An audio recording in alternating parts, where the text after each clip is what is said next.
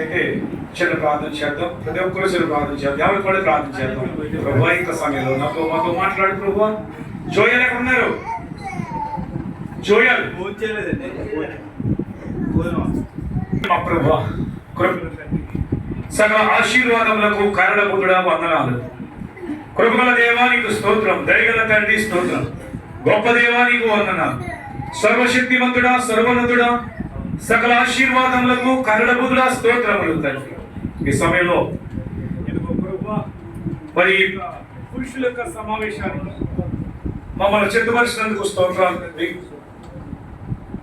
ఈ సమయంలో ప్రార్థన ద్వారా మేము ఈ పురుషుల యొక్క సమావేశాన్ని ప్రారంభించుకుంటున్నాం. ప్రారంభం నుండి కూడా మీ యొక్క సన్నిధి మాతో వచ్చి మీరు మాతో ఉండి మరి యేసు నామములో ప్రార్థన చేస్తున్నాను మా పరమ తండ్రి. ఆమేన్ చెప్పండి అందరూ. ఆమేన్ ఆమేన్ ఆమేన్ ఆమేన్. ఒక పాట పాడదామా? మంచిదండి. ఎప్పటికీ కూడా మన పాత్ర చాలా ప్రాముఖ్యమైనది. పురుషుల పాత్ర చాలా చాలా ప్రాముఖ్యమైనది, చాలా ఉన్నతమైనది, గొప్పది. అయితే మొదలుగా ఒక పాట పాడి ప్రారంభించుకుందాం అమ్మా. ఒక పాట పాడదాం.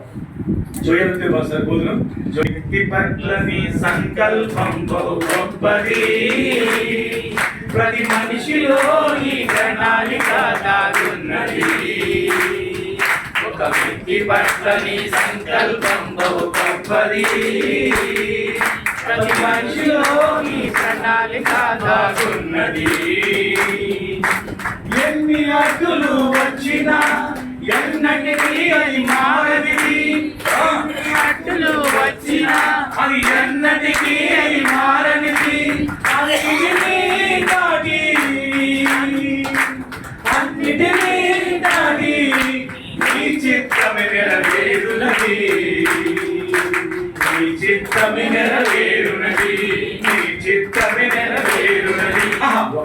పట్ల నీ సంకల్పం బహు గొప్పది, ప్రతి మనిషిలో నీ ప్రణాళిక దాగున్నది. ఒక వ్యక్తి పట్ల నీ సంకల్పం బహు గొప్పది, ప్రతి మనిషిలో నీ ప్రణాళిక దాగున్నది. కాబట్టి నమ్మకమైన మేపరి, సొంత ఇంటిలో కనిష్ఠుడు, నీ దృష్టిలో శ్రేష్ఠుడు. గొర్రెల మందకు కాపరి, నమ్మకమైన మేపరి, సొంత ఇంటిలో కనిష్ఠుడు, నీ దృష్టిలో శ్రేష్ఠుడు. అందుకే అతనిని పిలిచాము,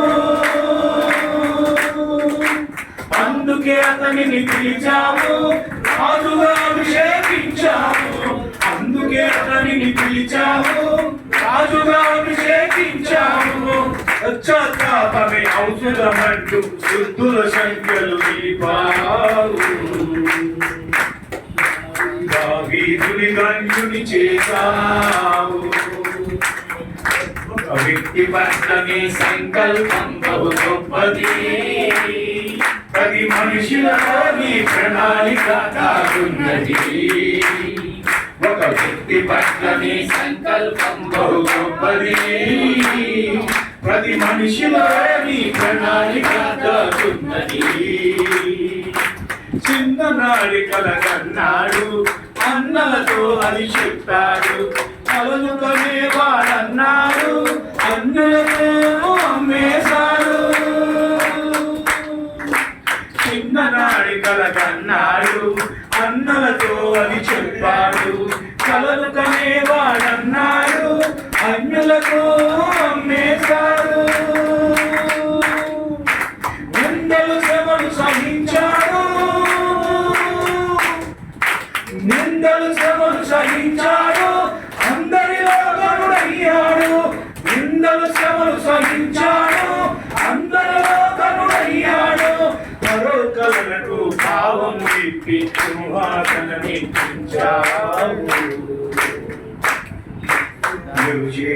ధన్యుని చేశావు.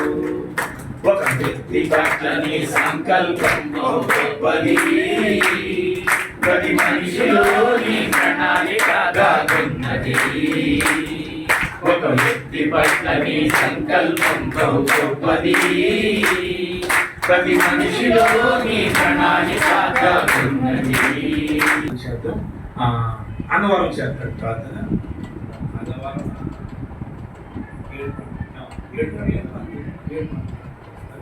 అందరూ ప్రార్థన చేసుకుంటున్నాం. మహాగణుడు అయిన తండ్రి, ప్రేమగల దేవుడా, ఈ ఘనమైన పాదములకు వందనాలు చెల్లిస్తున్నాను ప్రభువా. ఈ సమయమందు ఈ విధముగా మమ్మల్ని ఏర్పాటు చేసి మాతో ప్రభువా నువ్వు ఏం మాట్లాడదలిసి ఉన్నావో ఈ విలువైన మాటలు మాతో మాట్లాడండి. మా కుటుంబాలను మా జీవితాలను సరిచేసుకుని ప్రభువా మంచి మార్గంలో నడవటానికి కృప చూపండి. నీతిని అనుసరించి నీతి మార్గంలో నివసింపచేయమని అడుగుతున్నాం. ఈ విధంగా ప్రభువా ఈ కూడుకుని ఏర్పాటు చేసి ఆయన తగిన ఆలోచన ఇచ్చి ప్రభువా నీ దాసునికి ఈ విధంగా ప్రభువా కుటుంబాలు చక్కగా ఉండాలని, అందరూ కూడా కుటుంబంలో భార్య భర్తలు ప్రేమ కలిగి ఉండాలని ఎన్నో విషయాలు ఈ లేఖనంలో చూపెడుతూ అవన్నీ మాకు తెలియపరుస్తున్నాం. ప్రభా విన్న మాటలు ఏమి విడిచిపెట్టకుండా మా హృదయంలో ఉంచుకునే స్థితిని దయచేయండి. ఈ సమయంలో ప్రభు దాసుని నిలబెట్టుకుని ఈ ఆత్మతో అభిషేకించి తండ్రి నీవే మాతో మాట్లాడి మహిమ ఘనత ప్రభావం మీరే పొందుకోమని యేసే పరిశుద్ధమైన మేము కూర్చున్నాం తండ్రి. దేవుని నామానికి మహిమ కలుగును గాక. ప్రభునందు ప్రియులారా, ఈ సమయంలో అందరూ మంచిగా మాట్లాడుతున్నాం. నిన్న కనీసం వచ్చేటట్టుగా మనిషిది ప్రతి ఒక్కరి పట్ల దేవుడు ఉద్దేశాన్ని అది మాత్రం నమ్మాలి. నేను ఎవరు పట్టించుకుంటారు, నేను ఎవరికి అనుకోవద్దు. నీ పట్ల దేవుడు ఒక ఉద్దేశంతోనే నేను పుట్టించాడు. దేవుడు ఉద్దేశం లేకుండా ఒక చెట్టు లక్షల్లో పూత పోతుంది. అర్థమైంది? వేలలో మాత్రమే ఆ పిందులు ఉంటాయి, రాలిపోతాయి. లక్షల్లో పూసింది కానీ రాలిపోయింది. వేలలో వచ్చింది పిందులు వచ్చినప్పటికీ, కాయలు వచ్చినప్పటికీ వందలో పోతుంది. అర్థమైందా? చేతికి వచ్చినప్పటికీ కొన్ని ఉంటాయి, అది మాత్రమే ఉపయోగపడతాయి. అలాగే మనం తల్లి గర్భంలో ప్రవేశించినప్పుడు కొన్ని కోట్ల కణాలు తండ్రిలో నుంచి తల్లిలోకి వెళ్తాయి. కొన్ని కోట్లు ఉంటాయి. ఈ కొన్ని కోట్ల ఈ యొక్క కణాలు వెళుతున్నప్పుడు అవి సరిపోతా ఉంటాయి. చివరికి మొట్టమొదటిగా ఏదైతే వెళ్ళిందో ఈ కోట్లన్నీ లక్షలు అయిపోతుంటాయి. ఆ ప్రయాణంలో ఈ లక్షలు వేలకు వస్తాయి, వేలు వందలకు వస్తాయి, వందలు పదులకు వస్తాయి, పదులు ఒకటిలోకి వస్తాయి. ఆ ఒక్కటే నీవు బయటికి రావటానికి కొన్ని లక్షలు కొన్ని కోట్ల కణాలు చచ్చిపోయాయి. కానీ నీవు కావద్దు, నిన్ను బతికించాడు, నిన్ను పుట్టించాడు. మన ఊరికే పుట్టలేదు, నీ మూలముగా మన మూలముగా దేవుడికి మహిమ తేవాలని గొప్ప ప్రణాళిక. అందుకనే దేవుడి అంత మహాయుష్మాన్ని ఆయన కలచేసినప్పటికీ మాట ద్వారా, కానీ నన్ను పుట్టించడానికి ఎవరిని మొదటగా మనం పుట్టించాడు, పురుషుడు పుట్టించాడు. పురుషుడు మాత్రమే ఆయన ఒక ఆకారం ఒక ఆకారంగా చేశాడు. మనం ఎలాగున్నామో, మనకి ఎలాంటి అవయవాలు ఉండాలో అన్నీ ఆయన అమర్చి ఆయన మనలోకి జీవాత్మ ఊదినప్పుడు మనం ఏమయ్యాం? నరుడు జీవాత్మ ఆయనని. అలా మొట్టమొదటిగా నరుడైనట్టుగా పురుషుడి దేవుడు సృష్టించాడు. ఎలా పుట్టించాడంటే ఆయన స్వరూప్యంలో, ఆయన పోలికలు. అంటే మనము ఆయన యొక్క మన పట్ల గొప్ప ప్రణాళిక, గొప్ప ఉద్దేశం ఏంటి అంటే ఆయన స్వరూపంలో పుట్టించి మన బిడ్డల ఎడల ఎంతో గొప్ప ప్రణాళిక. ఎన్నో ఆశలు పెట్టుకుంటాం. వీడు డాక్టర్ చదివించాలి, లేకపోతే వీడు ఈ కలెక్టర్ అవ్వాలి, లేకపోతే వీడు ఇంజనీర్ అవ్వాలి, వీడు ఆఫీసర్ అవ్వాలి. ఇలా ఎన్నెన్నో ఆశలతో మన బిడ్డలను చదివిస్తూ ఊహిస్తూ వారు నడిపిస్తూ ఉంటాం. కానీ మనం అనుకున్న దానికి వారు శాలైపోవచ్చు, మనం సాధించలేకపోవచ్చు. కానీ దేవుడు అనుకున్నాడు ఏంటో తెలుసా, నీకు నాకు ఒక అధికారం ఇచ్చాడు. ఈ భూమి మీద ఉన్న సమస్త జీవులు కానీ, సమస్త వృక్షాలు కానీ, సమస్త రకాల సముద్రంలో ఉన్న జలసరాలు కానీ, భూమి మీద ఉన్న వాటి కానీ, పైన ఎగురుతున్న వాటి, ఈ అన్నిటినీ కూడా నువ్వు వేలుకో. నువ్వు ఎవడవంటే ఏలువాడు, నువ్వు కింగ్ అనమాట, నువ్వు రాజు, కింగ్ ఆఫ్ కింగ్ అన్నట్టుగా నువ్వు రాజాది రాజు, నువ్వు రాజు పెట్టవు. నువ్వు తెలుసా, దేవుని పెట్టవు. నువ్వు దేవుని స్వరూప్యాన్ని దేవుడు నీకు ఇచ్చాడు. అయితే మన కోసమే ఈ ఇస్వం అంతా చేసింది. ఇస్వం కోసం మనం పుట్టించలేదు, నీ కోసం, నీకంటే ముందు ఇదంతా చేసి ఇదంతా నీకు ఇవ్వాలని ఒక ఇల్లు కట్టావు, నీ అబ్బాయికి ఇచ్చావు. అంటే అప్పుడే ఇదంతా నీకోసమే. ఒక తల్లి ఒక రోజు నా దగ్గరకు వచ్చి అంటుంది, బాబా మా అబ్బాయికి ఒక మంచి ఇల్లు కట్టాలనుకుంటున్నాను. అది మంచి మాట కదా, కట్టేయండి అన్నాను. వద్దు అంటున్నాడు బాబా.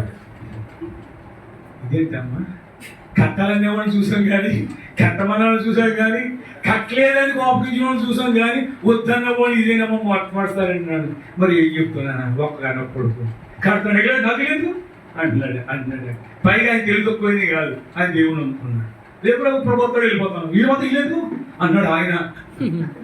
ఆయన ఉంటే నేను కట్టేస్తాను. ఆయన ఏం చేయొద్దు, తొమ్మిది చూడ కూడా అక్కలేదు. ఒకవేళ వస్తే ఇక్కడ ఇది కాదు అక్కడ కాదంటే ఆయనకి ఏది కాదని ఇప్పుడు వేసేసుకోండి, డబ్బు అంతా నేను పెడతాను, నేను కట్టించేస్తాను అంటే సరిపోతుంది. అంటే నేను అనిపిస్తాను అని మీరు ఎలా కావాలి కట్టేయండి అని చెప్పి లేదు బాబు 3 సంవత్సరాలు బట్టి బతిమాలుతున్నాను. ఇప్పుడు మాత్రం చాలా మందిగా చూపిస్తాను, ఏదో మీ మాట ఇచ్చాడని మీతో చెప్తున్నాను, నేను చెప్పినట్టు చెప్పండి అసలు ఎందుకు లేకపోయింది అని చెప్పింది. సరే నీకు ఎందుకండి, సరే అప్పుడు నేను ఆయనతో మాట్లాడాను. ఆయన ఏదే విధంగా మాట్లాడి కొన్ని విషయాలు మాట్లాడుకొచ్చాను. అడుగుతాను మీ ఇష్టం అన్నాడు. ఆయన మీ ఇష్టం అన్నాడు అంటే అన్నాడు కదండి అన్నాడు. అయితే అన్నాడు అమ్మ అన్నాను. అంతే పొలాలు వేసేసింది, కట్టేసింది. సుమారు 60 లక్షల రూపాయలు పెట్టేసి నీకేనా ఏమండి ఆయనకి ఏం కదా అంటే తిరిగి పెట్టా అన్నాడు. తిరిగి పెట్టా అంతే కార్యానికి పెట్టేది. ఈ విధంగా అంటే పిల్లరా గమనించండి. ఎందుకంటే ఎంతలు కట్టే చేసిన తర్వాత ఆవిడ అంటుంది నేను అతికెళ్ళిపోతానమ్మా. అదేంటమ్మా అంటే వాళ్ళ 3 పిల్లలు చక్కగా చల్లగా సంతోషంగా ఉంటారు, మధ్యలో నేను ఎందుకు అని చెప్పి అతికెళ్ళిపోయిందా 2 లక్షలు కట్టేసి. ఇదేంటన్నమాట నేను ఆల్రెడీ కొనుక్కుంటాను, ఒక అపార్ట్మెంట్ కొనుక్కుంటానండి, టౌన్లో కొనుక్కుంటాను, ఇక్కడ ఉండాలంటే ఇంట్రెస్ట్ లేదు నాకు. అంటే ఇప్పుడు మా పొలాలు ఇక్కడ కదా, వీడికేమో మా అబ్బాయికి ఆయన చూసుకుంటాడు కాబట్టి నేను టౌన్కి వెళ్ళిపోతానని చెప్పేసి ఆమెలో వరకు వెళ్ళి పెద్ద టౌన్ కాలేదని అక్కడికి వెళ్ళింది. మొత్తం మీద దర్దాపులోని కబాకి వెళ్ళి అద్దెకి ఉంటుంది అనమాట, అద్దెకి ఉంటుంది. అంటే ఆ ఆశ ఏంటి తన బిడ్డకు నేను ఒక మంచి ఇల్లు చూడాలి. ఎన్ని సంవత్సరాలుగా మేము బాధపడుతుందండి, డబ్బు రెడీగా ఉంది, కోట్లు కడతాను రెడీగా ఉంది, కానీ వద్దన్నాడు. ఈ ఒప్పుకోవట్లేదు. బిడ్డరా గమనించండి, దేవుడు మన పట్ల కూడా మనకి ఏం కావాలో అన్ని చిత్తం చేయిస్తాడు. మనకి ఏమేమి కావాలో ఈ సృష్టిలో అన్ని పెట్టేశాడండి. అన్ని పెట్టిన పెట్టి నువ్వు అనుభవించుకోమన్నాడండి, నువ్వు వేలుకో అన్నాడండి, నువ్వు పరిపాలించుకోమన్నాడండి. ప్రియ దేవుని బిడ్డలు ఎంత స్వేచ్ఛ ఇచ్చాడు, ఎంత ఆయన మనలను ప్రేమిస్తున్నాడు, ఎంతగా ఆయన మన పట్ల ఎంత ప్రేమ కలిగి ఉన్నాడు.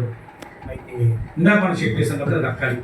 నీకు సంతోషాన్ని ఇవ్వడానికి సాటైన సహాయాన్ని కూడా ఇచ్చాడు.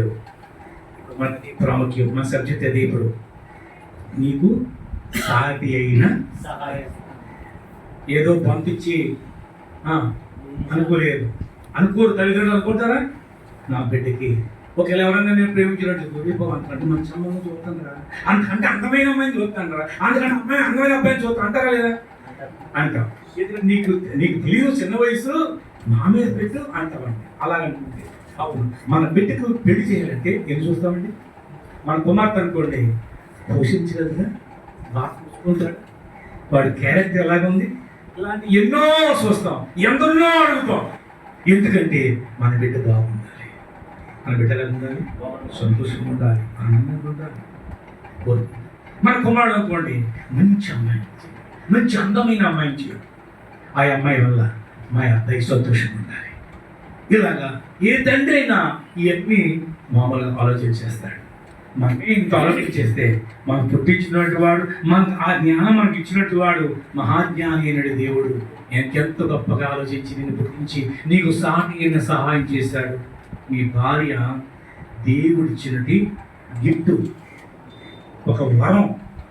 ఇది గమనించాలి, ప్రతి ఒక్కరూ గమనించాలి.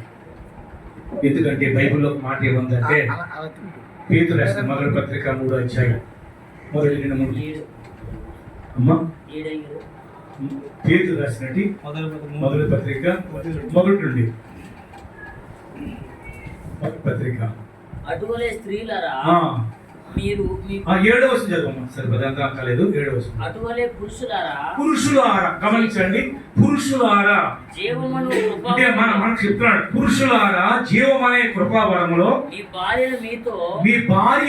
భార్యలు అంటే నీ భార్య నీతో పాలువారై ఉన్నారని ఎరిగి. ఎక్కువ బలహీనమైన ఘటమని. ఏంటంటే భార్య బలహీనమైన ఎక్కువ, ఆ మాట వాడాలి, ఎక్కువ.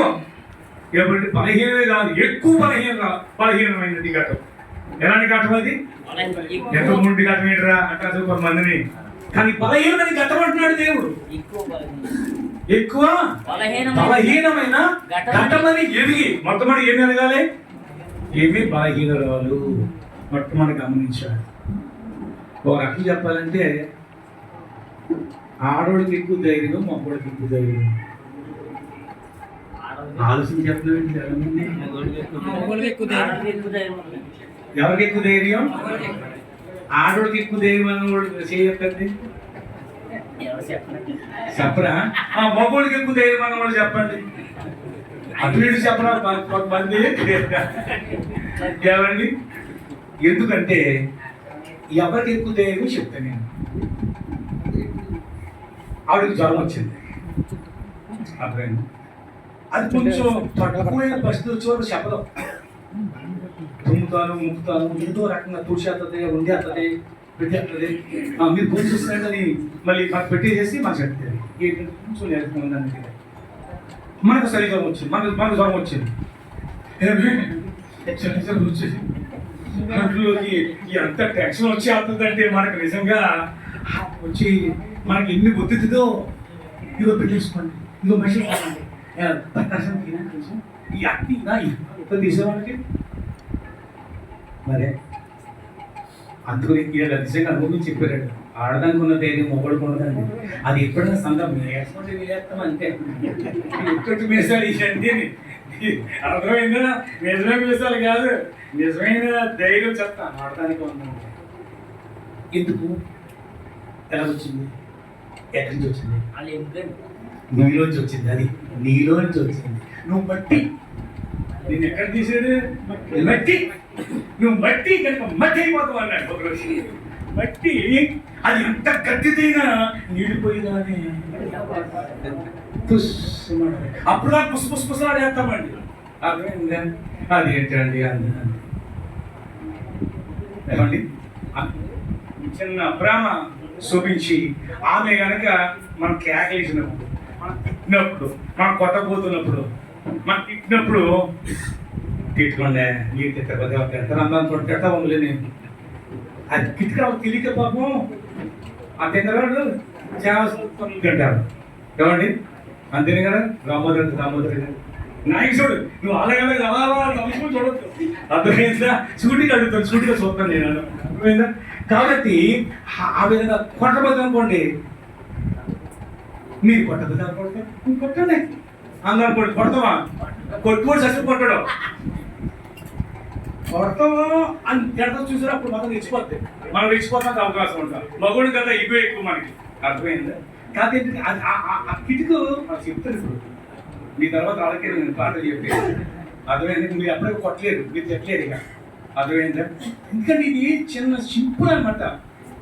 ఈ సింపుల్ మనం తెలుసుకోవాలి. అలాగే ఇంకొక విషయం చెప్తారండి. ఎందుకు ఆ బలం ఉందంటే దైవజనులు అన్నట్టుగా వాళ్ళు ఎముకలో తీయబడ్డారు. ఎక్కడ తీశారు? ఎముక. అన్నిటికంటే బలమైనది ఎముక. మన శరీరంలో ఏముంది? కిడ్నీలు ఉన్నాయి, మెదడు ఉంది, ఊపిరితిత్తులు ఉన్నాయి, గుడికి ఏముంది, ఏముంది, మరి ఎన్నో ఉన్నాయి. కానీ అన్నిటికీ బలమైందే కాదు, భద్రత ఇచ్చేది కూడా ఎముకే. ఎముక ఏం చేస్తుందంటే మనకు భద్రత ఇస్తుంది. ఎముక నిలబెడుతుంది. ఒక దవడ ఎముకతో అంటే గాడిద దవడ ఎముకతో ఎంపని చెప్పాడు, అంటే దవడ ఎముక ఏమండి.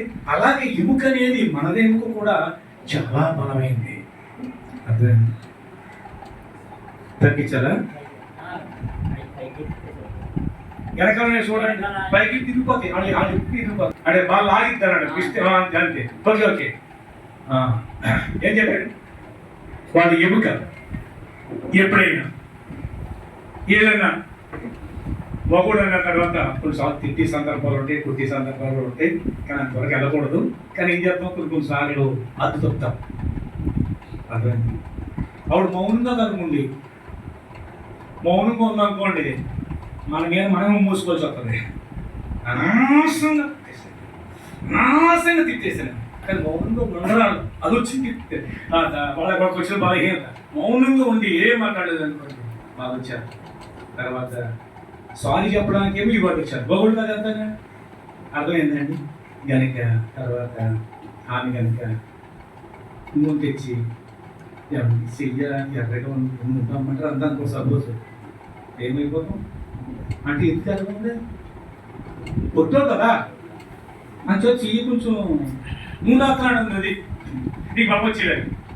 అలాగండి మనం కొన్నిసార్లు వారు కనుక ఏమండి కన్నీరు కార్చారనుకోండి, దెబ్బతో కరిగిపోతాం. మనం సరే అంటాం. అర్థమైందా? నేను అమ్మగారికి వెళ్ళాలి అనుకోండి, వదలా నేను తీసుకెళ్ళాను అనుకోండి, సరే అనుకుని కనుక కన్నీరు కార్చింది అనుకోండి, ఎక్కు బండి ఎక్కు, ఏదో మనశాంతి ఉంటాం కదా. మనశాంతిగా ఉండాలంటే ఆ సంతోషం ఉంటేనే మన మనశాంతి. నిజం కాదు, అబద్ధం అని చెప్పాడు. వాడు సంతోషంగా ఉంటేనే మగోడు మనశాంతిగా ఇంట్లో ఉంటాడు, శుభ్రంగా కంటిన్యూగా నిలబడతాడండి. నిలబడతాడా? ఏమంటే ఆవిడ మనశాంతి లేకపోతే ఈ నిలబడతాడా? నిలవలేము. ఆవిడ ఆనందంగా ఉంటేనే మన ఆనందం. ఈ విషయం గమనించారు. అయితే ఇప్పుడు ఒక విషయం గమనించాలి, మనం చాలాసార్లు అండి చాలా పెద్ద పెద్ద తప్పులు చేస్తాం. ఎందుకంటే కొన్ని విషయాలు ఆలోచన లేక, అవగాహన లేక. ఏంటి అని అంటే, నిజానికి అమ్మాయి గురించి అంటే స్త్రీ గురించి ఆలోచన చేస్తే నీ కోసం చేసిన త్యాగం నీకు చెప్పాలనుకుంటున్నాను. స్త్రీ నీ భార్య నీ కోసం చేసిన త్యాగం ఏంటో తెలుసా? ఎలాంటి త్యాగాలు చేసిందో తెలుసా? అని మొట్టమొదటిగా తన ఇంటిని విడిచిపెట్టేసింది, తల్లిదండ్రులు విడిచిపెట్టేసింది. అప్పుడు పుట్టిన కాడి నుంచి అప్పటి వరకు పెంచి గారాబంగా చూసి ఏది కాదని కొనిపెట్టి ఎన్ని చేసినా కానీ పెళ్ళి అనే ఒక కార్యక్రమంతో అందరినీ విడిచిపెట్టేయాలి. అది గొప్ప త్యాగం. అంటే మనం మన ఇంట్లోనే ఉంటాం, మన అమ్మ నాన్నతో ఉంటాం, కానీ విడిచి రావటం అంటే మామూలు విషయం కాదు. తల్లిదండ్రులకి బాగా అది వేరే విషయం. ఇప్పుడు ఏంటంటే ఆవిడ గురించి చెప్తాను. అలా వచ్చింది, నువ్వు ఎవరు నీ మనస్తత్వం పూర్తిగా తెలియదు. పై రూపం బాబయ్య రూపం చూసి ఆర్థిక రూపం చూసి ఆర్థిక చూసి చేస్తారు అంతే. పెద్దోడు నచ్చి కాళ్ళగడ్డలు నచ్చేసి. అర్థమైందా? కాబట్టి ఆమె వచ్చేసింది. ఆమె వచ్చిన తర్వాత అంతవరకు కారాభంగా పెరిగింది ఆమె. అర్థమైందా? కొంత ఉప్పు కసిమైంది అనుకోండి, కొంచెం ఉప్పు తక్కువైంది అనుకోండి, ఏముంది ఎన్ని క్యారెట్లు వేసిన రోజులు ఉన్నాయి అసలు నిజంగా. కానీ ఆమె ఏంటి తెలుసండి, నీకు బాగా పెట్టి నీ శాతం ఎక్కువ పొందాలనుకుంటుంది ఏ ఆడదనే సరే. ఒక్కసారి కనుక నువ్వు మెచ్చుకో, అప్పుడప్పుడు మెచ్చుకుంటూ ఉండాలి ఆడవాడిని. నీ భార్యను మెచ్చుకోవాలి. ఇందాక అన్నప్పుడు ప్రార్థన పెట్టాలని కలిసి భోజేయాలని భోజేటప్పుడు ఏముండలే ఎంత మొదలుగా ఎప్పుడు కలదంలో చాలా బాగుంది. టీవీ షో కానీ చాలా బాగుంది. అంతే నిజంగానే అప్పటికప్పుడు నిండిపోతాయి కదా, అక్కడ నిండిపోతాడు. అవునండి, వాళ్ళని అప్పుడప్పుడు మనం ఏంటంటే ఉండాలి, మెచ్చుకుంటూ ఉండాలి, వాళ్ళని కనపరుస్తూ ఉండాలి. అర్థమైందా? వారి అంశకు తెలుసుకుంటూ ఉంటారు. కొన్నిసార్లు దాన్ని ఏమంటారు, దాన్ని ఏదో అంటారు కదా, సర్ప్రైజ్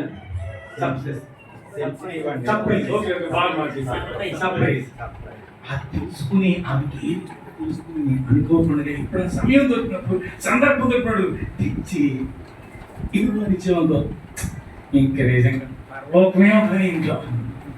అర్థమైందా? అది పరలోకం ఉంటుంది. ఏదో గొప్ప వేలు లక్షలు పెట్టలేదు, సూక్ష్మంలో మోక్షం. అది అంగ్యులు కానీ సపోజ్ ఏమంటే అడిగిస్తాం మలుపుల టెస్ట్ ఉంటుంది నటించి ఆ రీతిలో ఎంత వ్యర్థమోకం అయిపోతుంది, ఎంత ఆనందం అయిపోతుంది. ఆమె కొన్ని ఇష్టాలు ఉంటాయి, మన ఇష్టమే కాదు. చాలాసార్లు అండి ఆమె చేసే త్యాగం చెప్పి నోటి చెప్పాను ఇంటిని విడిచిపెట్టేసింది. రెండోది తమ ఇంటి పేరు మర్చిపోయి నీ ఇంటి పేరు మీదే, నీ ఇంటి పేరు నిలబెట్టాలనే, నీ ఇంటి పేరు మీద నీకు వంశవృక్షాన్ని ఇవ్వాలనే ఆమె అపురుషులు ఎలాగున్నా నీతో కాపురం చేస్తూ నీ ఇంటి పేరుకి మంచి పేరు తేవాలని బాధపడతా ఉంటుంది. తన ఇంటి పేరు కాదు, అక్కడ కొట్టేయబడింది, తీసేయబడింది, ఆమె జీవితంలో లేదు. ఇక ఆమె ఇంటి పేరు లేదు. ఏమండి, నీ ఇంటి పేరు ఆమె అంగీకరించింది. నీ ఇంటి పేరు నిలబెట్టాలనుకుంటుందండి. ఈ ఇంటికి 7 వారసత్వం ఉండాలనుకుంటుంది, వంశవృక్షం అనుకోవాలనుకుంటుందండి. రెండోది మూడోది ఏంటంటే పిల్లరా, ఆమె ఉన్నటి ఆ ఇంటి వాతావరణం వేరు, నీ ఇంటి వాతావరణం వేరు. వచ్చిన తర్వాత ఎక్కడైనా సరే కొంచెం ప్రతికూలమైన పరిస్థితులు ఉంటాయి. ఏ కుటుంబాలైనా ఉంటాయి, చిన్నవాడు పెడితే చిన్నగా, పెద్దవాడు కాదు, ఎక్కడైనా ఉంటాయి. అర్థమైందా? అత్తగారు అదేంటే అలాగా అనొచ్చు, ఆమె నొచ్చుకున్నట్లుగా. ఆడపడుచు ఏదో అనొచ్చు, ఆమె కూర్చుకున్నట్లుగా. ఇవన్నీ వచ్చుకుని మళ్ళీ నీ వచ్చి ఆప్యాయతో మాట్లాడినట్టు అన్ని మర్చిపోతుంది. మళ్ళీ అన్ని మర్చిపోతుంది. నీకోసం ఇముడిపోతాడు. అది ప్రతికూలమైన వాతావరణంలో ఇముడిపోవడం చూస్తుందండి. ఇవ్వలేము, ఇష్టం లేని కాదు, ఇవ్వలేము, ఇష్టం లేని తినలేము, ఏమండి ఇష్టమైనటువంటి మాట్లాడలేము. ఆమెకి ఇష్టం లేకపోయినా సరే ఆమె ఇష్టాన్ని చంపుకొని నీ ఇష్టమే కోరుకుంటుంది. నీకు ఏది ఇష్టమో అది వండాలనుకుంటుంది. ఆమెకి ఇష్టమైంది కాదు, నీకు ఇష్టమైంది వండాలనుకుంటుంది. అవునండి, ఆమె ఒక కోడి మాసం అంటే ఇష్టం, నీకు ఏట మాసం అంటే ఇష్టమైతే ఏట మాసమే ఉండాలి. దాన్ని నువ్వు గమనించి కోడి మాసం అంటారు. ఇదేంటండి టెండర్ కాదండి, అలా చేస్తున్నా నీ గురించి నాకు ఇష్టమే అన్నట్టుగా ఒకరు ముక్క 2 ముక్కలు తిన్నా ఇష్టం. ఆవిడ చేత తినిపించాలి, ఆవిడ తినాలి అని ఎవరి రీతిగా ఆమెను 9 వర్షాలు పెట్టాలి. ఇది ఎన్ని వర్షాలు పెట్టుకోవాలి, ఎన్ని సహిస్తుంది, ఎన్ని ఓర్చుకుంటుంది. ఆమె కూడా తల్లిదండ్రులు స్వామి పేరు పెట్టే కాబట్టి ఎవరిని ఆదేలు ఇల్లాలు కాదు, అప్పుడు వాడు తెలియని పిల్లగా పెరిగింది, ఒక ఇల్లాలు అయ్యింది. ఒక ఫ్రెండ్ వచ్చేవు భర్తగా, నువ్వే ఒక తల్లిగా ఆమె కంగారు పెట్టుకోవడం, తొందర పెట్టకుండా అమ్మ ఇలా ఉండాలి, ఇలా చేయాలి, అమ్మ ఇలా ఉండు. అది కొన్ని సార్లు ఏంటంటే ఇదిగో మా అమ్మ పైకి అయిపోయి చాలా మంచిది, నువ్వు ఇలా మాట్లాడు, ఆ మాట పట్టించుకోకు అని అలాంటి కొన్ని చూసి చెప్పి ఎక్కడనే చేసేసిన చూడాలండి. ఇదిగో మా అమ్మ నువ్వు ఆయన అందరూ తప్పక కాపం చేస్తాడు. అర్థమైందా? సంసారం చేయదు, కాపం చేస్తాడు. అంటే ప్రేమ ఉండేగా, ప్రేమ చచ్చిపోతాయండి చాలా కుటుంబాల్లో.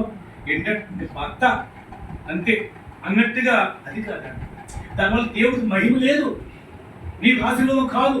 నీ పిల్లలకి సరైన సందేశం అనమాట. వాళ్ళు ఏ నడిపోతుందో తెలుసా? బీజ నడిపోతుంది. మా నాన్నే మా అమ్మని చెప్తాడు, రాక్షసుడు, దుష్టుడు, ఇలాంటివన్నీ కూడా ఎంతప్పుడు నుంచి వచ్చేస్తాయి అనుకో. లాస్ట్ పెద్ద ఎదిగిన తర్వాత ఏం చేస్తారంటే అవన్నీ మనసులో పెట్టుకుని నీ మీద ప్రయోగిస్తారు. నీ మాట అంటే ఇసుకుంటారు, నీ మాట పట్టించుకోరు. అంటే ఒక దుర్మార్గుడుగా చూస్తారండి. ఈ విషయం గమనించాలి. ఇది బిడ్డలు గమనిస్తున్నారు మనం. ఒకరికి చెప్పాలంటే కొన్నిసార్లు వాళ్ళు తెలివైన కాదు, తెలివి తక్కువ వచ్చు. నువ్వు తెలివైన వాడివి, నీ తెలివి జ్ఞానం వల్ల ఆమె తెలివైనంగా మర్చిపోవాలి.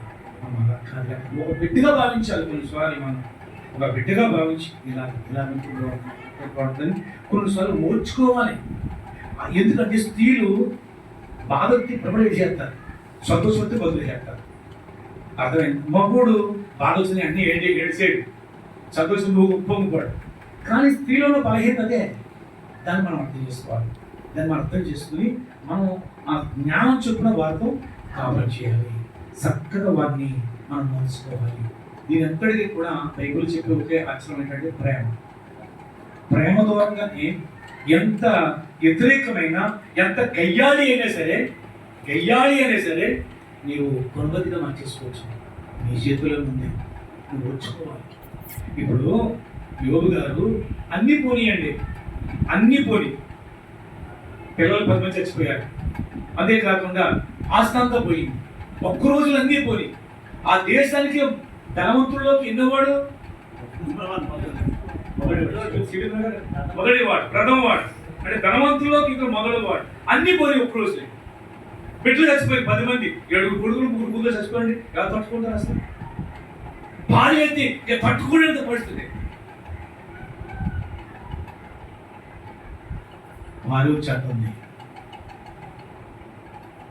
ఈయన అన్నాడు ముందు, యెహోవా ఇచ్చెను, యెహోవా తీసుకుని పోయాను, ఆయన నామానికి స్తుతి కలుగును గాక అన్నతోడు ఇంకా కోపం వచ్చేసింది, ఇంకా బాధ వచ్చేస్తుంది ఆమెకి. ఎంత చేస్తే ఇంకా దేవుడు అంటావేంటి నువ్వు?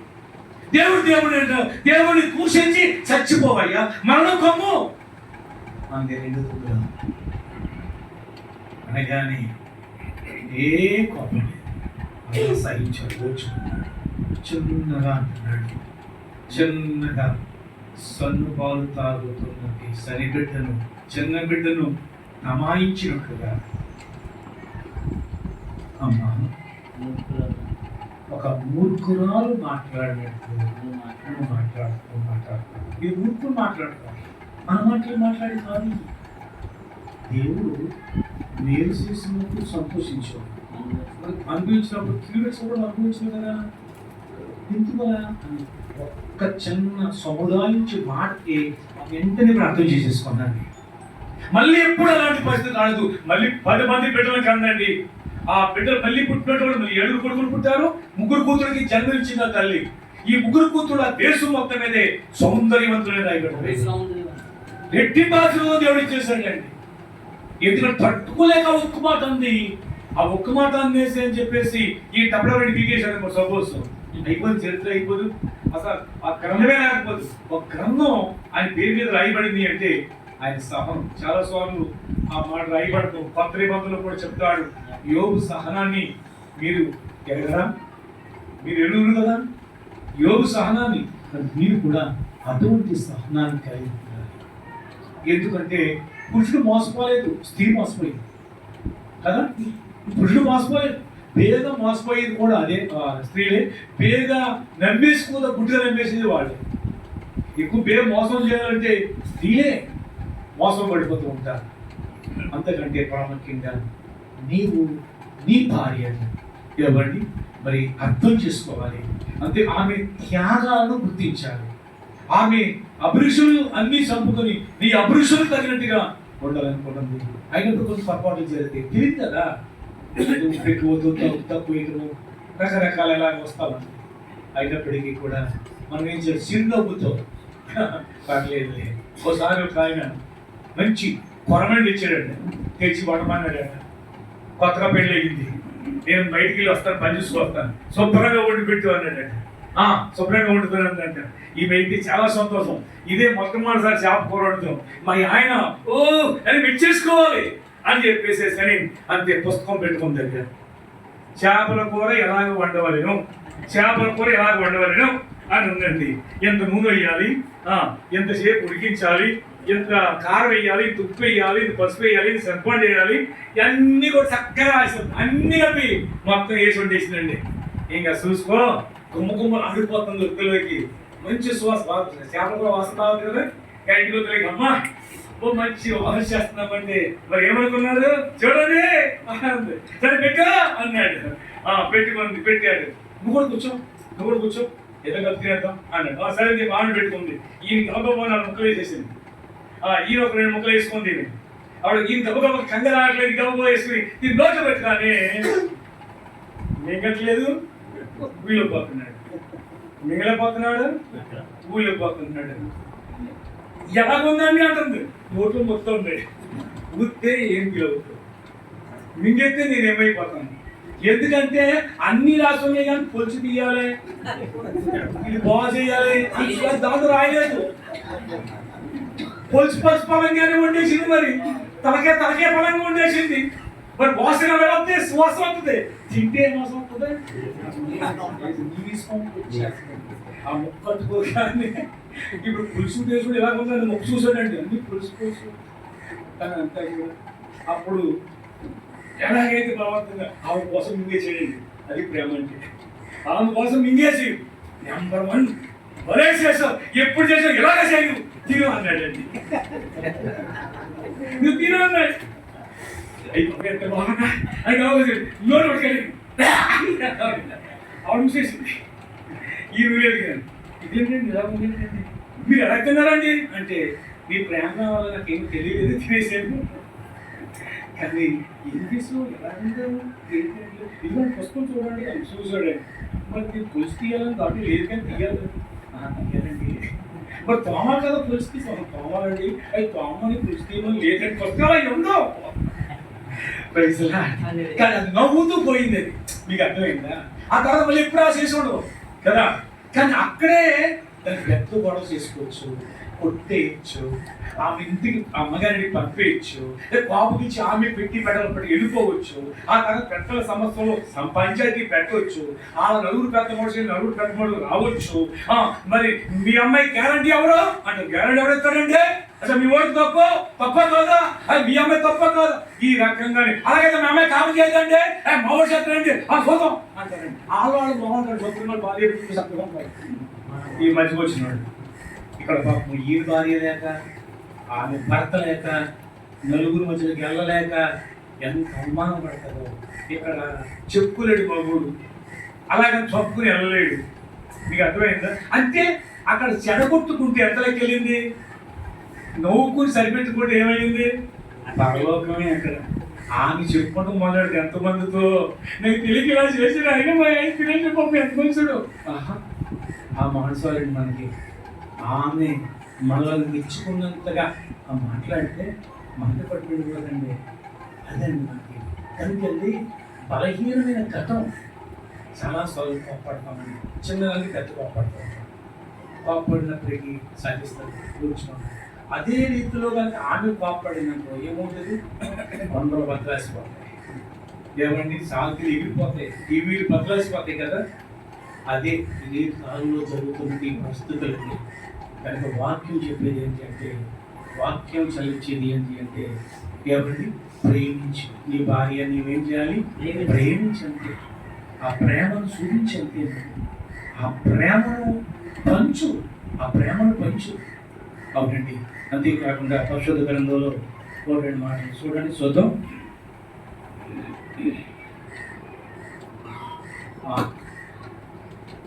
మార్కు 10వ అధ్యాయం చదవండి. 10వ అధ్యాయం. వారిద్దరూ ఏక శరీరమైందురు గనుక వారికి ఇద్దరుగా ఉండక ఏక శరీరంగా ఉందురు. కాబట్టి దేవుడు జతపరిచిన వారిని మనుషుడు వేరుపరచకూడదని వారితో చెప్పిన. అది దేవుడు జతపరిచిన వారిని మనుషులు చేయకూడదు, ఏరుపరచకూడదు. అంతేకాకుండా ప్రియులారా గమనించాలి, పురుషులైనటి మనం గమనించవలసింది ఏంటంటే, అంటే నేటి కాలం లోకం ఎలా ఉందంటే నేను మగవాడిని అన్నట్టుగా ఏం చేసినా సరే శక్తిది అన్నట్లుగా ప్రవర్తిస్తుంటే కాలం ఇది. కానీ దేవుడికి భయపడాలి. నేను లేదు అంటే మన యొక్క కాపరం అదేవిధంగా మనని చేతులారా పాడు చేసుకుని అవుతాం. బైబిల్ ఏం చెప్తుందో తెలుసా? 128వ కీర్తన 1వ వచనంలో యెహోవా యందు భయభక్తులు గలవాడు ఇలాగున ఆశీర్వదించబడును. ఏమంటే బైబిల్ ఏం చెప్తుందంటే దేవునికి భయభక్తులు కలిగిన వాడు, అంటే పురుషుని యజమాని గురించి రాయబడింది అన్నమాట.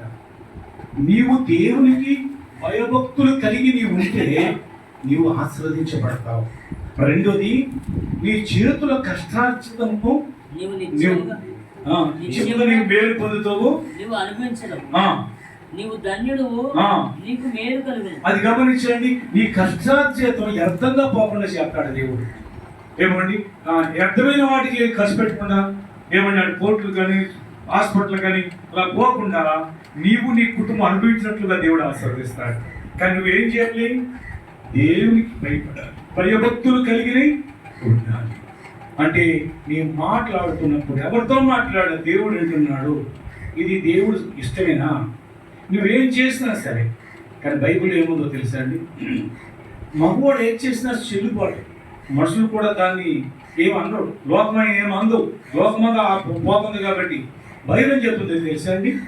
ఏమండి గమనించండి, నీ దేహము దేవుని ఆలయం. ఎవడైనా ఈ ఆలయం పాడు చేస్తే వాడిని పాడు చేస్తానంటాడు కొరింథీ పత్రికలో. కాబట్టి ప్రియ దేవుని బిడ్డలారా, కానీ ఈ దేహాన్ని పాడు చేయకూడదు. నేను పరిశుద్ధుడై ఉన్నాను, మీరు కూడా పరిశుద్ధులై ఉన్నారని చెప్పాడు. పరిశుద్ధత అనేది ప్రాముఖ్యం అండి. నీ మాటలు బూతులు రాకుండా చూసుకోవాలి. నీ సూపులు ఎలికి సూపులుగా ఉండకూడదండి. నీ భార్య తప్ప ఎవరిని చూసినా చెల్లను, తల్లను, ఏమండి బిడ్డను భావన కలిగినట్టు వారిగా ఉండాలి. చూడండి, బయట ప్రపంచం చూసినప్పుడు ఎవరిని చూసినా సరే ఏమండి అదొక రకమైన యొక్క ఏమండి ఆ వార సూపులు, కామపు సూపులు, కామపు శాస్త్రాలు, ఆ మాటలు చూడండి ఎంత భయంకరమో. నేటి కాలం యువత అంతా కూడా ఎంత భయంకరం చెడిపోతుందో తెలుసా? అయితే నీవు వారికి ఒక మోడల్ లేకపోతే ఎవరు లేకపోతే మన బిడ్డలే దారుణంగా అయిపోతారండి ఈ లోకంలో. కాబట్టి నువ్వు దేవుడికి భయపడాలి. అప్పుడు నీ కష్టార్జితం అర్థం కాపోదు, నీకు అర్థం కాపోదు. నీవు దేవుడికి భయపడితే ఏమండి ఆయన నిన్ను ఆశీర్వదిస్తాడు, నీ కష్టార్జితం నువ్వు అనుభవిస్తావు అంటున్నాడు.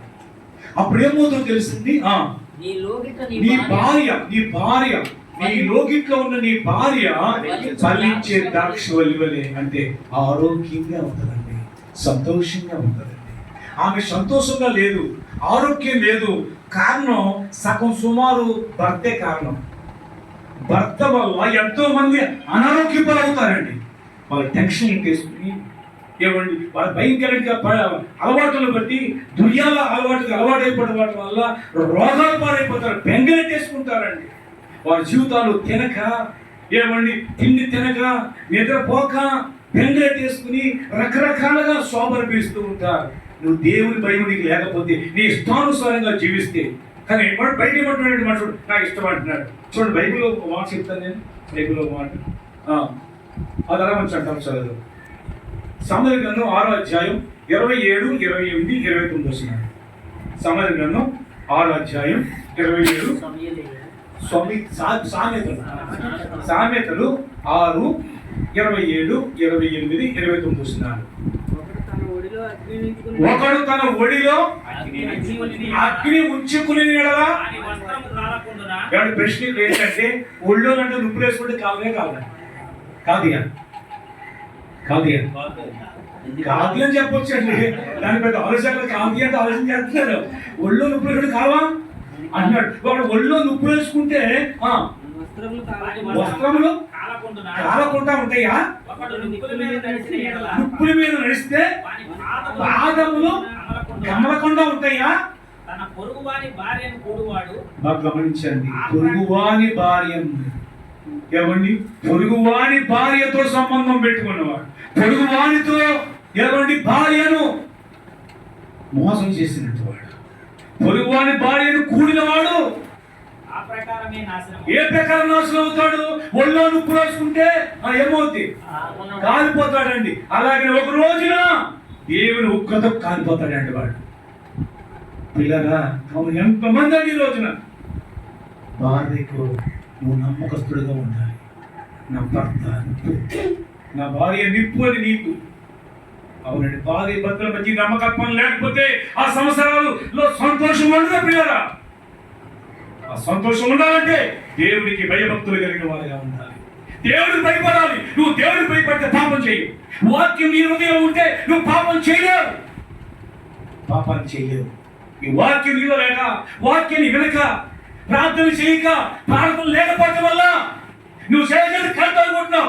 వాడు చేస్తే తప్పలేదు, నీ చేస్తే తప్పేంటి అన్నట్టుగా ప్రతి ఒక్కరు ఒకరిని ఒకరు వాడికంటే నీ నయమే, వాడికి ఎత్తతో ఉన్నాడు, ఒక్కదాన్ని తోడు కదా అన్నట్టుగా. ఏంటి ఏ నీతండి ఇది? ఏమండి పొరుగువాడు భార్య అతిలాగానే నాశనం అవుతాడు.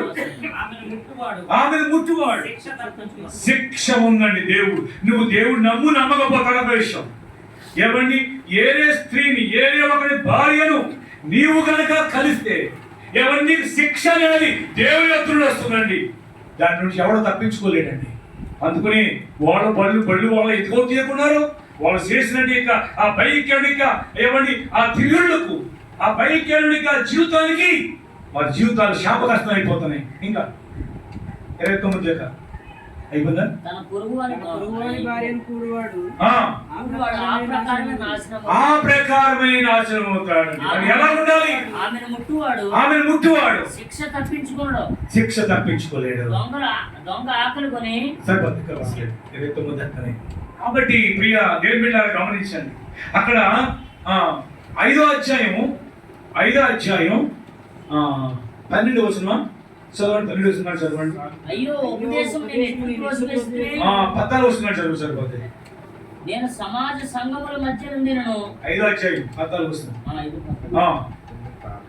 నీ సొంత కుండలో నీళ్లు అక్కడ నీ సొంత కుండలో నీళ్లు, నీ సొంత కుండ, నీకు ఒక సొంత కుండ ఉంది, నీకు ఒక సొంత భార్య ఉంది.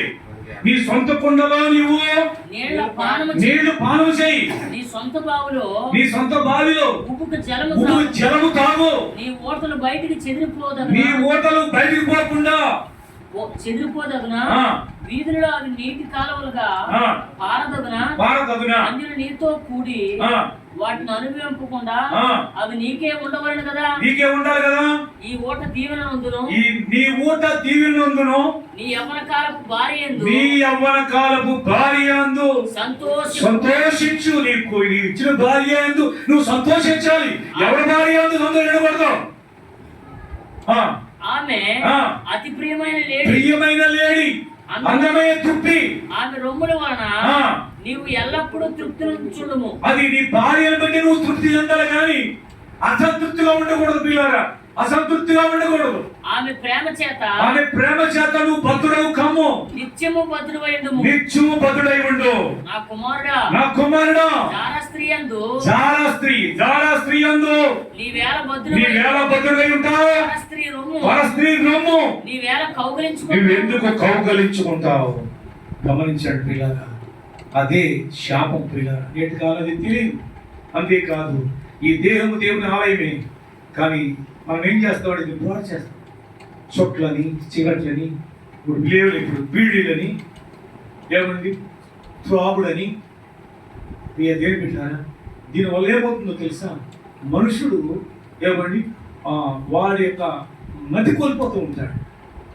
ఇది దేవుడికి ఉగ్రత పాలైపోయిందండి. నువ్వెంత కష్టపడినా కానీ అది శూన్యం అయిపోతుంది. ఎందుకో తెలుసా? నీ దేహాన్ని పాడు చేద్దాం. నీ దేహం నీది కాదు, నాది.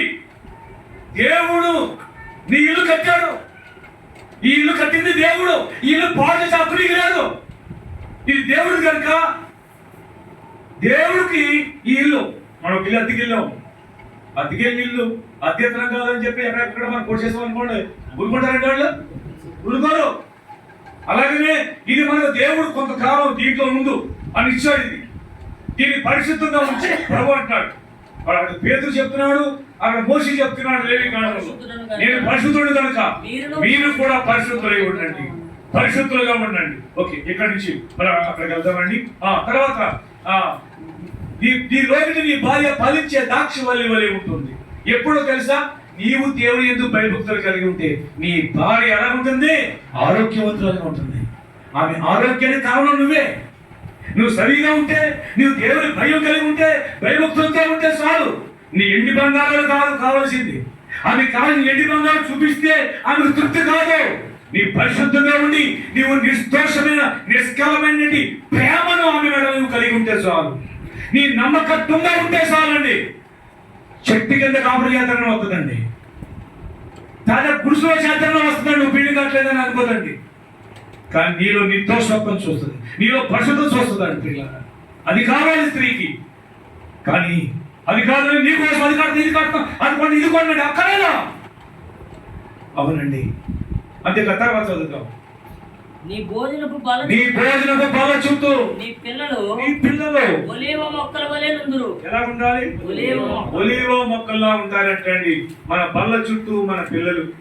ఎప్పుడు అంటే అవునండి, నీవు దేవుని యందు భయభక్తులు కలిగి ఉన్నప్పుడు. కాబట్టి ప్రియమైన దేవుని బిడ్డలారా, దేవుని యొక్క వాక్యాన్ని బట్టి గమనిస్తే మనం ఎంతసేపు కూడా ఏదో సంపాదించాలి, ఏదో సాధించాలని మన సమయం అంతా కూడా దానికి ఇచ్చిస్తున్నాం. కానీ దేవునికి సమయం ఇవ్వాలి. బైబిల్ ఏముందంటే, నువ్వు 6 రోజులు కష్టపడి పనిచేసి 7వ రోజున విశ్రాంతి దినముగా ఆచరించు. ఎందుకు అంటే దేవుడైనది యెహోవా 6 రోజులు కష్టపడి ఈ సృష్టి అంతటిని 6వ రోజున మనిషిని సృష్టించి 7వ రోజున విశ్రాంతిగా ఉన్నాడు, పాత నిబంధన కాలం ప్రకారంగా. అప్పుడు ప్రభు అన్నాడు, నేను మిమ్మల్ని ఆశీర్వదించాలంటే, నేను మిమ్మల్ని దీవించాలంటే, మీ కుటుంబాలు ఆశీర్వదకరంగా, మీ పిల్లలు ఒలివ మొక్కలుగా ఉండాలి అంటే, ఇదిగో విశ్రాంతి దినము పరిశుద్ధంగా ఆచరించు. ఆ రోజు నీవైనా, నీ దాసుడైనా, నీ దాసి అయినా, నీ ఎత్తైనా సరే, నీ గాడిదైనా సరే, ఏ పని చేయకూడదు. నా సన్నిధికి వచ్చి నా మాట విను. అంతేకాకుండా 6 సంవత్సరాలు పంటలు పండించుకున్న తర్వాత 7వ సంవత్సరం పొలంలో పంట వెళ్తున్నాడు దేవుడు. ఇశ్రాయేలు కట్టడది. 7వ సంవత్సరం ఏం చేయకూడదు? ఓడ్చకూడదు, తోటలు వేయకూడదు. మరి వేయకపోతే వీడు ఎలాగంటే బతకడం అంటే, సంవత్సరానికి నీకు 50,000 వస్తుంది ఎకరం కనుకో. 1 ఎకరం నీకు ఉంది. ఈ 6 సంవత్సరాలు 50,000 కనుక వచ్చింది అనుకో. ఇప్పుడు 7వ సంవత్సరం వేయకపోతే ఎంత లాస్ అవుతుంది మనకి? 50,000. అంతే కదా. ఆయన అంటాడు, ఈ 6వ సంవత్సరమే ఆ 50,000 ఈ 50,000 పండిట్లా పండించేస్తానంటాడు. ఇప్పుడు ఏమైంది? 7వ సంవత్సరం పంట ముందు ఇచ్చేసాడు, 6వ సంవత్సరం ఇచ్చేసాడు. ఇక నీకే అర్థమైందండి. పూర్వదినాల్లో త్వరలో చన్నారు, బాబు ఒక రోజు చర్చిలో ఇక్కడ అయినా కూర్చోండి, మీకు ప్రార్థన చేద్దాం, మీకు వాక్యం చెప్తాం అంటే, ఈ ఆరు మేము పనులకి వెళ్ళకపోతే ఈ 3 రూపాయలు మాకు కూలి ఎవడెత్తాడండి? ఆ 3 రూపాయలతో రూపాయికి వెళ్ళి ఎచ్చలు కొనుక్కోవాలి, రూపాయికి వెళ్ళి సంత చేసుకోవాలి, రూపాయికి వెళ్ళి ఇంకోటి తెచ్చుకుని మేము తినాలి, లేకపోతే మా ఒక మంతలో ఎన్నికకి ఉప్పెక్కేస్తాయి అని ఊరంట. అప్పుడు వెళ్ళి అన్నారు, మీకు ఎంత ఇస్తారు కూలు అంటే, ఆ రోజుల్లో అన్నయ్యో పేడో అన్నయ్యో పావలయ్యో ఏదో ఉండేది. అందులోకి ఆ డబ్బులు మేము ఇస్తాము, మీరు కూర్చుంటే చాలంటే ఏడనుకున్నా కష్టపడక్కడ కూలిస్తారంటే ఇక కూలికి వెళ్తున్నాడు. ఇదే మంచిది కదా. ఆ రకంగా ఆ రోజుల్లో ఆ దొరల మాటిని వాళ్ళు ఆ కూలి పనులు ఇస్తూ వాకింగ్ చెప్తూ ఉండగా రాను దేవుడు అంటే ఏంటో అర్థమని రక్షించబడ్డారు. తర్వాత వారి పిల్లల్ని తీసుకెళ్లి అమెరికాలో చదివించారు. వాళ్ళు పాస్టర్లు చేశారు, బిషప్లు చేశారు, డాక్టర్లు చేశారు, మళ్ళీ వీళ్ళని గొప్ప గొప్ప పాస్టర్లు చేశారు. తర్వాత కాలంలో వీళ్ళు బాగా చదివించాలని చదువు విషయంలో వాళ్ళు గురిపెట్టారు. వాళ్ళు బాగా చదువుకుని ఏమయ్యారో తెలుసండి, డాక్టర్లు వాళ్ళే, మాస్టర్లు వాళ్ళే, ఏమండి అలాగే ఉద్యోగులు వాళ్ళే, పోలీస్ డిపార్ట్మెంట్ వాళ్ళే, ఎవరో అంటే క్రైస్తవులు. ఎవరండి? క్రైస్తవులేనండి. ఎక్కడ చూసారు? మరణ వరకు మన పితృలుగా చూడండి. కాబట్టి ప్రభునందు పిల్లలు గమనించండి. ఎందుకంటే దేవుడు వాళ్ళని ఆశీర్వదించాడు. మనం ఇక్కడే ఉండిపోయాం. ఎందుకని? మనకు 30 దేవుడు కదా. అర్థమైందా? ఈ 30 దేవుళ్ళలో ఏమండి ఏ దేవుడి గురించి చెప్పండి. నేను అడిగాను అంటే మీ ప్రభుని తెలియక ముందు ఎవరైనా అడిగాను అనుకోండి, బాబు మీ దేవుడు ఎవరంటే వాళ్ళు చెప్తారు. మీ ఆవిడని అడిగితే ఇంకో దేవుడు చెప్తారు. మీ అబ్బాయిని అడిగితే ఇంకొకటి చెప్తారు. మీ అమ్మాయిని అడిగితే ఇదేంటి ఒక్కడే కదా దేవుడు. దేవుడు 33 కోట్లు అంటారు కానీ ఒక్కడే దేవుడు అంటారు. మళ్ళీ అవి ఒక్కడే ఎవరైనా చెప్పలేదు. ఎందుకు చెప్పలేరు? వాడు దేవుడు కాదు కనుక. అదే దేవుడు అనేవాడు పురుషుడు గాను స్త్రీగా లేడు, ఆత్మస్వరూపి అని.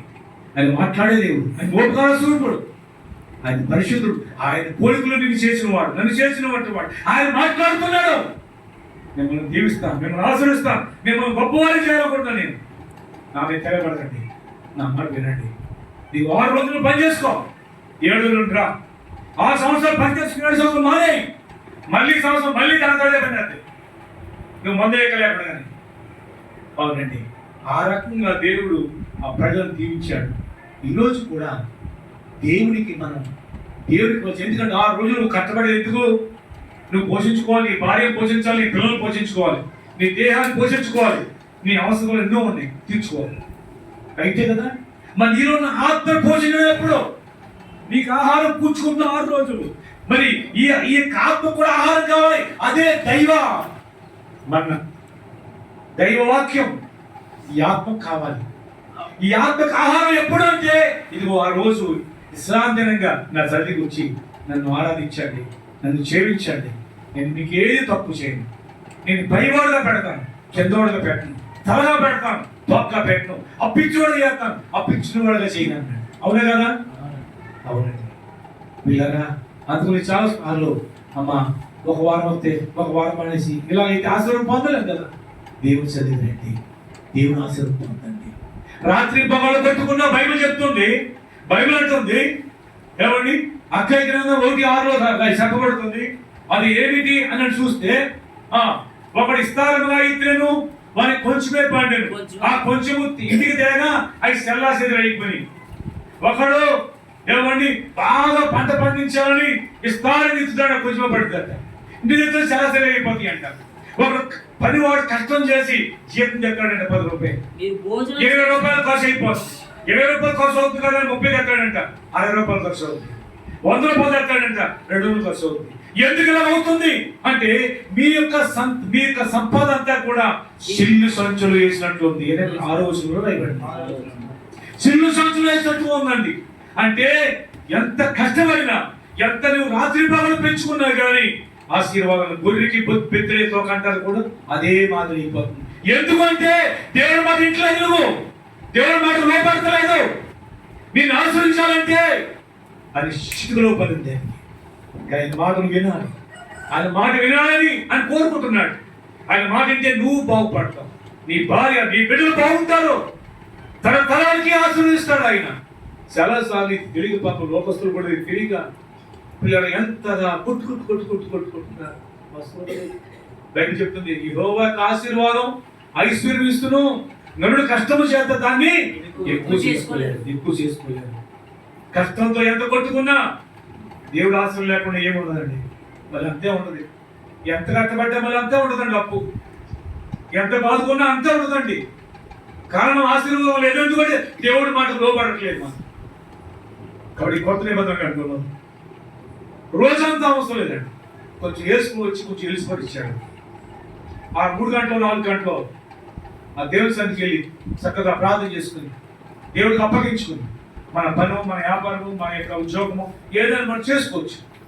అప్పుడు దేవుడు ఆశీర్వాదం నీ యొక్క వస్తుంది, దేవుని దీవెన వస్తుందండి, దేవుడిని ఆశీర్వదిస్తాడు. నీ భార్య పరిచి దాక్షవల్లి పడుతుంది. అంతేకాదు వాక్యం చెప్తుందండి, నేను పరిశుద్ధుడు అపవిత్రమైనది విడిచిపెట్టు. నీ దేహాన్ని పాడు చేస్తుంది, నీ కుటుంబాన్ని నాశనం చేస్తుంది.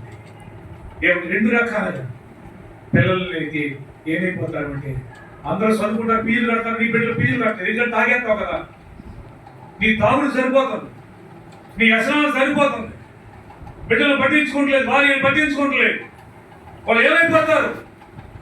అవునండి, దేశ దిమ్మలు అయిపోతారు, దొంగోళ్ళుగా, నక్సలైట్లుగా, ఉగ్రవాదులుగా. ఎందుకంటే వాళ్ళు డబ్బులు ఎగేస్తారు.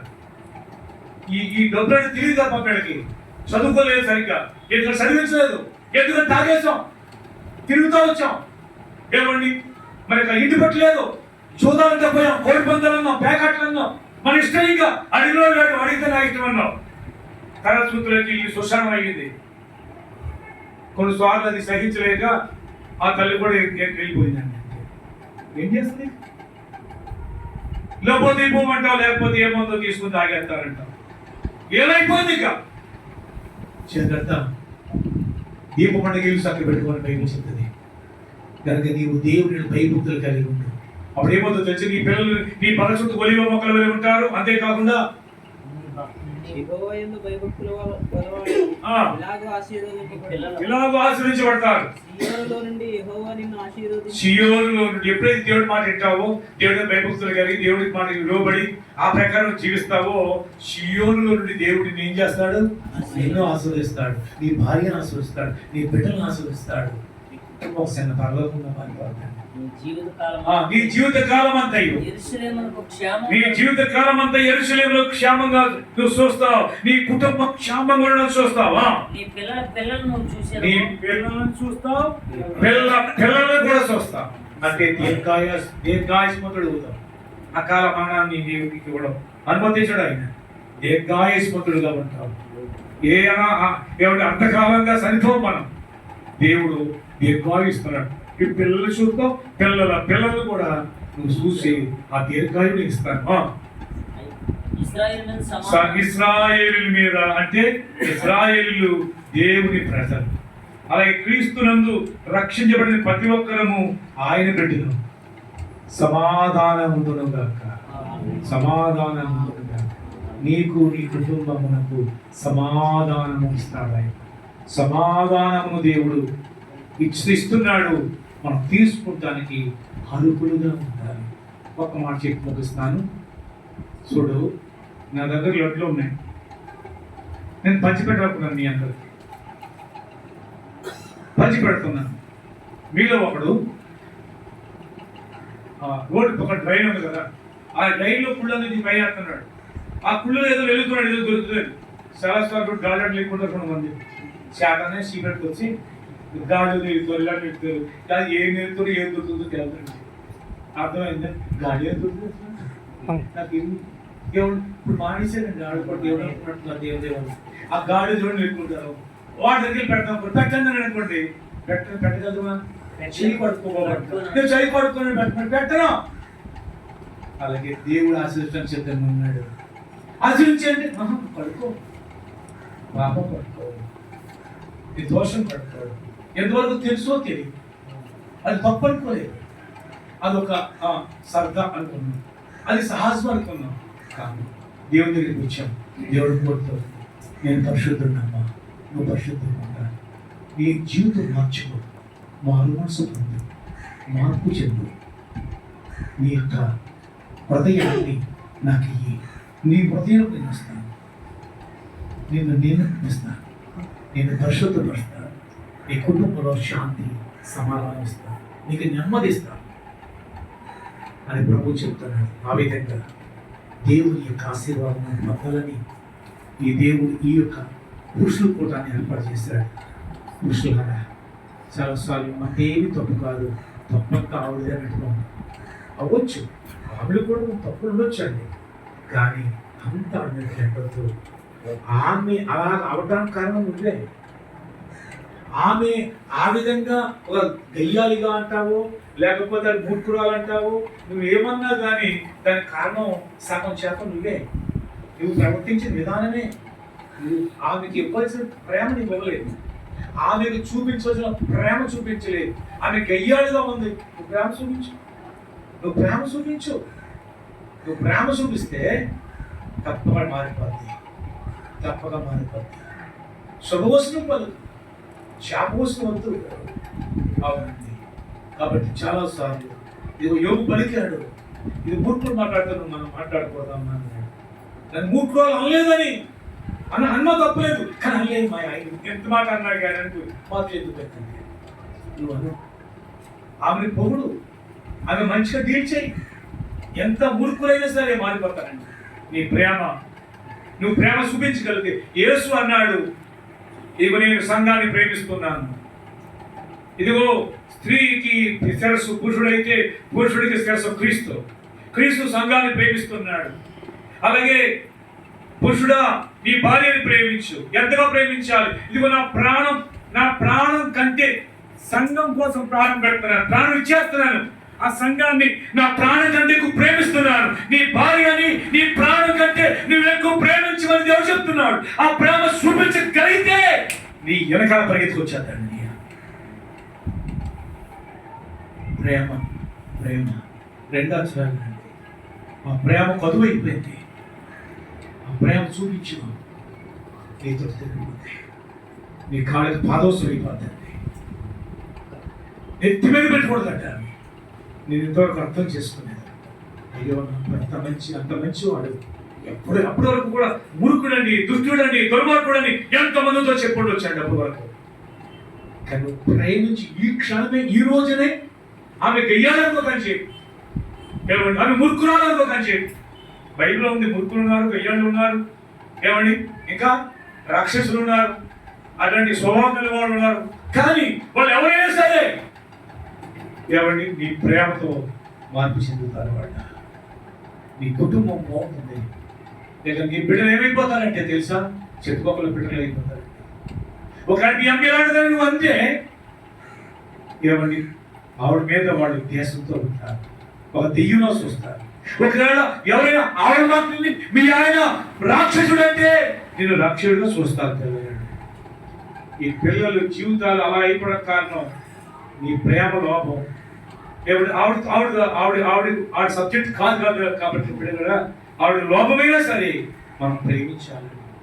మన ప్రేమతో ఆవిడని ఏమండి మనం మలుచుకోవచ్చు. అలా మలుచుకున్నట్టు వారు చాలా మంది ఉన్నారండి, బైబిల్లో ఉన్నారు, చరిత్ర ఉంది పిల్లల. అవునండి, నీవు నేను కూడా ఆ విధంగా ఏం చేయాలి? మనం ఏం చేయాలో తెలుసండి. చివరికి ఒక మాట జ్ఞాపకం వస్తుంది. ఏం చేయాలంటే ఏమండి నీ భార్యకు లోపం ఉంది, అప్పుడు ఏం చేయాలి తెలుసా? చూడండి, ఆదికాండము 26వ అధ్యాయము 26వ అధ్యాయము 21వ వచనం చదువుతాం. నేను పేరు పెట్టి వారు మరి యొక్క బావి త్రవ్వినప్పుడు. ఒక్క మాట అండి. ఆదికాండము 24వ అధ్యాయము 21వ వచనం. 24 ఆ మనుషుడు 26 చూడండి అమ్మ. 26 చూసి 41 కూడా చదవండి. 49 35 వరకు ఉందండి. 26 31 అమ్మా ఎక్కడ దాకా ఉంది? 35 వరకు ఉన్నది. 26 ఓకే, 25, 21. 25, 21 రైట్. బాగా చెప్పు. ఆది కాండం 25, 21. ఇస్సాకు భార్య గొడ్రాలు కనుక. ఇస్సాకు భార్య గొడ్రాలు అని రాయబడింది. ఇస్సాకు భార్య ఏమైంది? గొడ్రాలు. గమనించండి. అప్పుడు పెళ్ళై ఎంత కాలం అయిందో తెలుసండి? ఏమండి 20 సంవత్సరాలు అయింది. అందరూ గుర్తురండి. ఎన్ని సంవత్సరానికి పెళ్ళి? 20 సంవత్సరాలు పిల్లలు పెట్టకపోతే ఇంకేమంటారు? ఇప్పటికి అన్నట్టుగా అంటారు కదా. ఆమె గుడ్రాలు అయితే ఇక్కడ ఈయన ఏం చేశాడు? చూద్దాం. గొడ్రాలు భార్య గొడ్రాలు కనుక అతడు ఆమె విషయమై దేవునికి ప్రార్థన చేయడానికి, దేవుని ఏడుకోవటానికి, అయ్యా ఆమె గొడ్రాలుగా ఉండడానికి వీల్లేదయ్యా అని ప్రార్థించారని వెళ్ళి ఏడుకొనెను. దేవునికి స్తోత్రం. గమనించారండి మీరు నీ భార్య ప్రార్థన చేసి దేవుడు వింటాడండి. నీ భార్య నువ్వు ప్రార్థన చేస్తే దేవుడు వింటాడు. భార్యను నువ్వు గొడ్రాలు అనేదానికంటే అని ప్రొంగదీసేదానికంటే ప్రభువా ఆమె పిల్లలు లేకుండా ఉందైనా బిడ్డలు దయచేనైనా నేనేమీ అనలేదండి. ఏమండి నిజంగా ఆవిడ పిల్లలు లేదంటే ఆమెను నీలో కూడా తోసపడవచ్చు కదా, కానీ ఆమెను ఎందుకు అంటాం? కాబట్టి దేవుని అడుగుదాం ఇస్తాడని ప్రార్థన చేశాడు. దేవుడు ఆమె గర్భం చేశాడు. ఆయన ప్రార్థన చేశాడు, అతని ప్రార్థన వినెను. కనుక అతని భార్య రెప్పగా గర్భవతి అయింది. సరిపోతుంది. ఏమంటే 20 సంవత్సరాలు చూసాడు దేవుడు ఎత్తాలే, ఎత్తాలే అని చూసాడు. 20 సంవత్సరాలు అయిపోయిన తర్వాత ఇంకెక్కడ కొడతారమ్మా అంటారు కదా, అమ్మలా చూడరు కదా, ఇంకే పిల్లలు ఎక్కడ కొడతారా, వేరే ఏళ్ళు అయిపోతున్నాయండి. దేవుడు కూడా నీకు అంటూ ఉండొచ్చు. ఆమె కూడా ఎంతో బాధపడి ఉండొచ్చు. కానీ ఇస్సాకు ఏం చేశాడు? ప్రార్థించి. నువ్వేం చేయాలి తెలుసా? నువ్వు ప్రార్థించు. దేవుడు ఎందుకు భయభక్తులు కలిగిన వాడు అయితే నువ్వు ప్రార్థిస్తే నీ భార్య జీవితం, నీ భార్య పట్ల ఏం చేయమని చేస్తాడు దేవుడు. నీ భార్యను మార్చమంటే మారుస్తాడు, నీ భార్యను స్వస్థపరుస్తాడు. నీ మాట దేవుడు అంటాడు. ఎందుకంటే నువ్వు యెహోవా యందు భయభక్తులు కలిగి ఉన్నావు కనుక నీ మాట కాదని లేడు ఆయన. నీ మాట కాదని లేవు ఆయన. భార్య విషయమై భార్య నిందించట్లేదు, అవమానపడట్లేదు, ప్రార్థించాడు భార్య అని బట్టి. చాలాసార్లు అండి భర్తగా భార్యని చాలాసార్లు అండి కుళ్ళు మాట్లాడుతూ ఏడుస్తూ తప్ప ఎంతో చెప్పుకోలేదు. ఎవరండి అడుగు ఎన్నిసార్లు అని ఏడ్చిందండి, ఎన్నిసార్లు నీ భార్యను ఏడిపించావు ఆలోచించు. ఎన్నిసార్లు ఎంత ఏడిపించినా కానీ నీ బాధ దగ్గర సావైనా లేవని దేవుడు ఇచ్చిన భర్త ఇవ్వాలండి. వారు అడగకపోయినా మనసు కలిగి చాలాసార్లు అండి కారణం లేకుండా టీచర్స్ సందర్భం ఎన్నో ఉంటాయి. మన కారణం వల్ల తప్పు ఎన్నో ఉంటాయండి.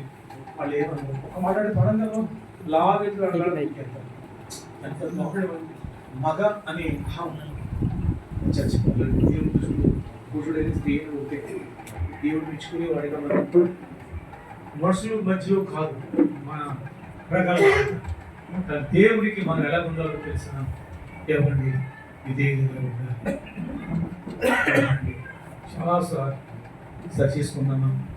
ఈ రోజు నుండి మళ్ళా జరిగిపోయింది రాదు, ఏదో అయిపోయింది ఏదో అయిపోయింది ప్రభు క్షమిస్తున్నాడు.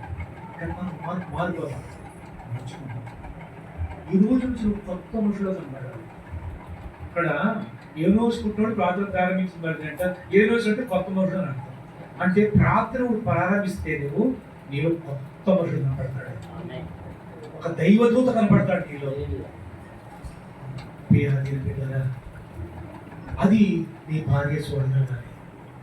నీలో మార్పు నీ భార్య చూడగలగాలి. అయ్యో ఇంటి రాని తిట్టుకోడు, కోపంగా చూసుకోడు, అయ్యో ఇంత ప్రేమతో. అవునండి, మొట్టమొదటి నీ భార్య దగ్గర సమాధానంగా ఉంది. ఈ పొరపాట్లన్నీ సరిచూసుకుని సరిచేసుకో. అవునండి, చాలాసార్లు చేసుకునే సందర్భం లేవు. అది ఆమె తిరిగి మనం పుడితే ఏమైపోతుంది? భర్త భక్తి చచ్చిపోయింది. భక్తి ఏం చేసినా చంపినా భక్తినా ఎప్పుడైనా గమనించాలా? ఎన్నిసార్లు అవి ఏడ్చిపోతుంది, ఎన్నిసార్లు కొడుకుపోయింది. మాట్లాడుకోవడం మనకి ఏదో నష్టం వచ్చినా ఆవిడ తిడతాం, ఆవిడకి ఏదో నష్టం వచ్చినా ఆవిడ తిడతాం, మనకి ఏదో కష్టం వచ్చినా ఆవిడ తిడతాం, ఆవిడ కష్టం వచ్చినా ఆవిడ తిడతాం, చివరికి పిల్లలకి ఏదైనా ఆవిడ తిడతాం.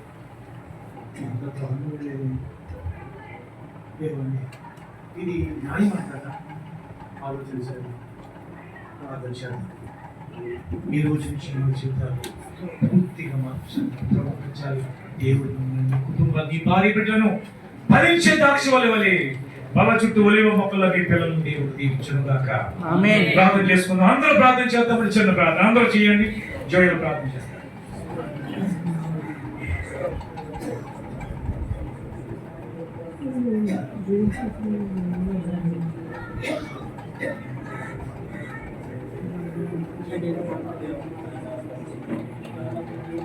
మహాపరిశుద్ధుడా, మహోన్నతుడా, కృపగలిగిన తండ్రి, నీకు వందనాలు అయ్యా. ఈ సమయం వరకు ప్రభు మనల్ని కాపాడి అయ్యా ఒక గొప్ప సుదినాన్ని మాకు అనుగ్రహించినందుకు నీకు స్తోత్రాలు.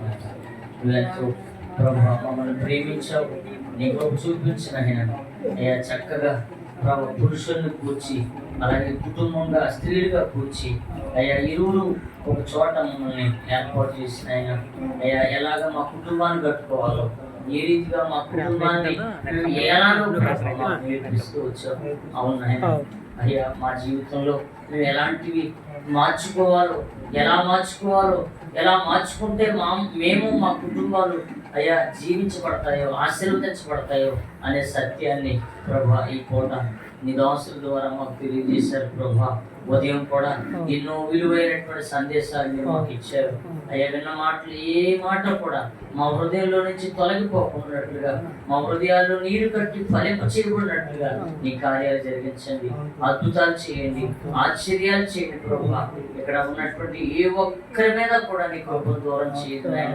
ప్రతి ఒక్కరి మీద నీ కృప ఉంచండి నాయన. స్తోత్రం.